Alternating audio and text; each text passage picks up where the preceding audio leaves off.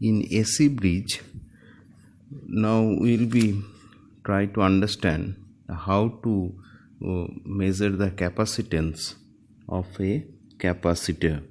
So to do that, we can use a bridge of de Sauty's bridge. So in that bridge, there are four arms of AB, BC, AD, DC.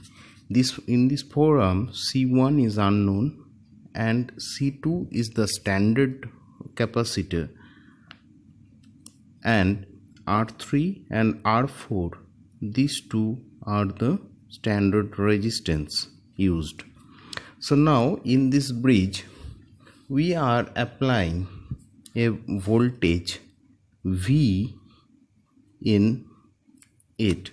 So the drop across this AB can be V1, then BC can be V3, AD can be V2, and DC can be V4. So this is V4 and this is V2. So when we will be applying the voltage V in this circuit, so the current will be flowing like I1 in this direction, and let's say another current is flowing I2 in this direction. So these are the voltage drops across the circuit. Now to detect when it will be in the balance condition, how will it can be detected? So we have to use one detector in this particular circuit. So as per the law, bridge law, so what we can say, the capacitive reactance XC into R4, the two opposite arm, is equals to the capacitive reactance of C2 into R3. So now we can write it like this.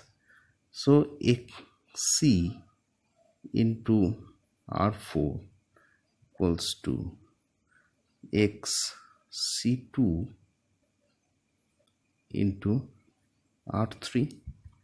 So now XC2 we can write it like this: 1 by j omega C1 into R4 equals to 1 by j omega C2 into R3. So equating both sides, we can find that unknown capacitor C1 is equals to your C2 R4 by R3. So this is the equation of the unknown, to find out the unknown capacitance of that in de Sauty's bridge.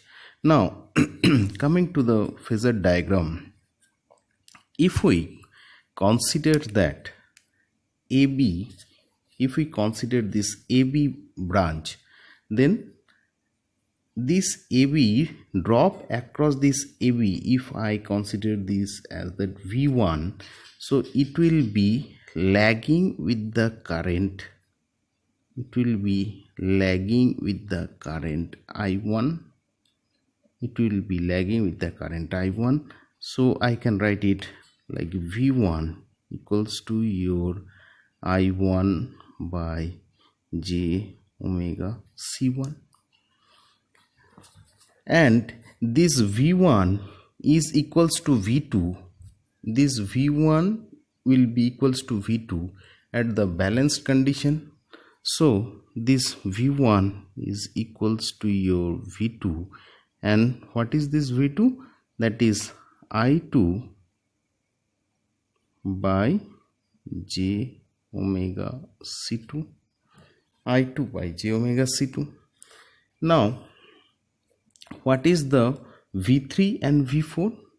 So if it is I1, so R3 into I1 is equals to your V3. So V3 equals to R3 into I1. So we have considered that this is the axis is I1. So what we are discussing is, now if I consider the civil, I have told you several times this thing.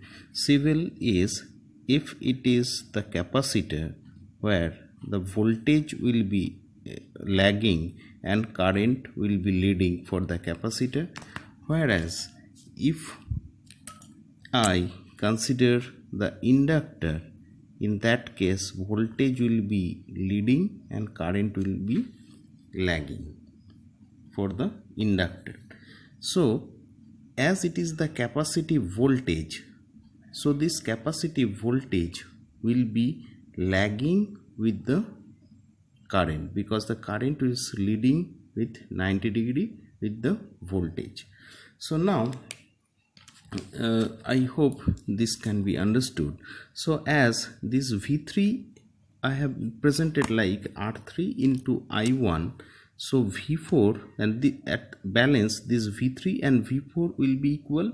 So V3 equals to I3 R3 equals to your V4 equals to your R4 I2.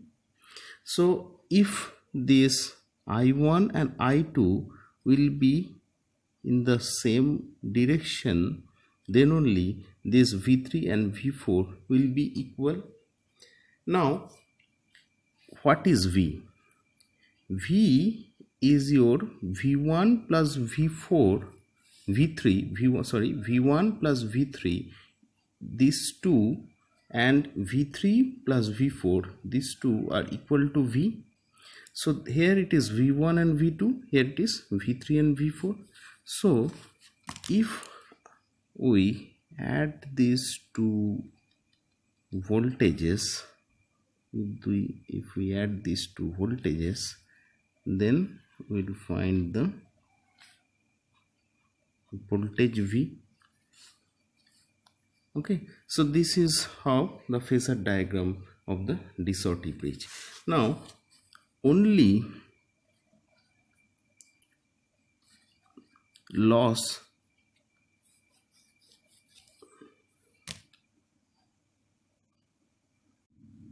so here in the de Sauty bridge we understood that how the bridge is constructed, what will be the, how to calculate the unknown capacitor, and how to draw the phasor diagram or vector diagram. Now only lossless capacitors like air capacitor can be compared with this de Sauty's bridge. Now if we are having some imperfect capacitor, then that means what, the capacitors having the dielectric loss, the bridge is modified. How will you modify the bridge? Now let's see, it is the four arm as it is A, B, C and D. So here we have used the capacitor. Now in this we are adding one resistance R1, the capacitor C1, that is the unknown capacitor, of which capacitance we have to measure. Let's say the internal loss of this capacitor is R. That means the resistance within the capacitor, that is the R1. Now here we are keeping the R3 as same as the earlier form what we have done. Now here also the capacitor C2, we are using the capacitor C2, the standard capacitor, along with a resistance R2 and the internal resistance of R2. And with the D and C there is a resistance of R4. So this is the known as the modified de Sauty bridge. This is known as the modified de Sauty bridge. Now this is B. So now again we are applying a voltage V in this bridge across the point A and C. So the same thing will be happening here. Let's say the current I1 is flowing through this AB. The same current I1 will be flowing through this BC, and the current AD through the AD, it is I2, and that is the same current like I2 is flowing there. And let's say when it will be balanced, then how will detect it? To get that, we need a detector, and that detector is connected through B and C. Let's say another thing is the voltage drop across this capacitor is your VC1, and voltage across this capacitor, let's consider, is the VC2, VC1 and VC2. So the voltage drop across this AB we can consider as V1. The voltage drop across this BC we can consider is the V3. Voltage drop across AD we can consider V2, and the voltage drop across your AD is V2, and voltage drop across this DC we can consider this V4. Now at balance condition, what we can define?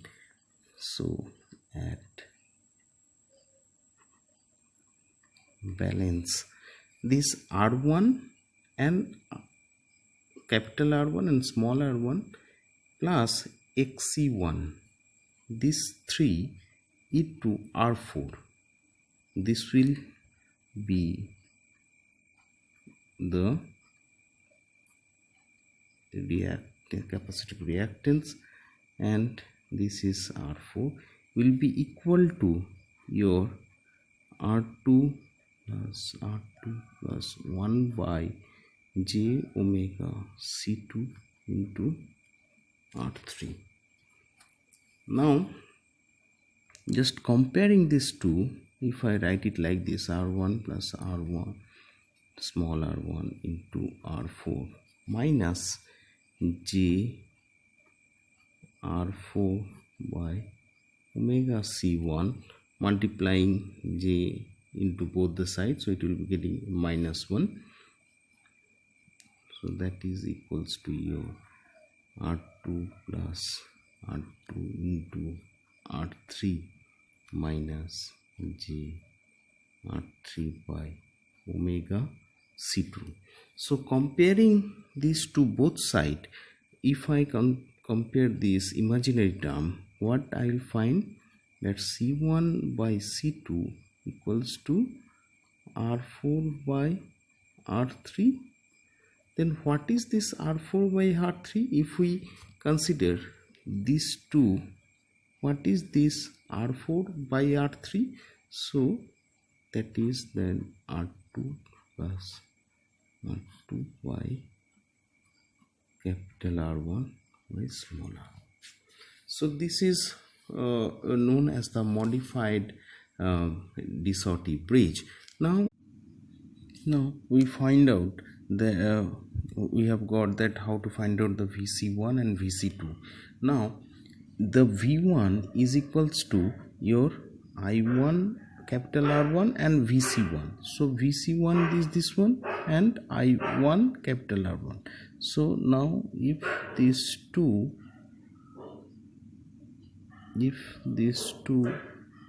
will be connected, then this will be your V1 and this v1 and v2 will be equal at the balance condition. So v1 is equals to your v2 in the balance condition. So what is this v2? This is also your I2 into R2 into Vc2. So Vc2 is this one and I2 R2 is here. So now if we add these two also, we'll be getting the Vc2 and I2 R2, then we'll be getting the phasor like this. Now what is this V3 and V4? V3 and V4 will be equal in the balance condition.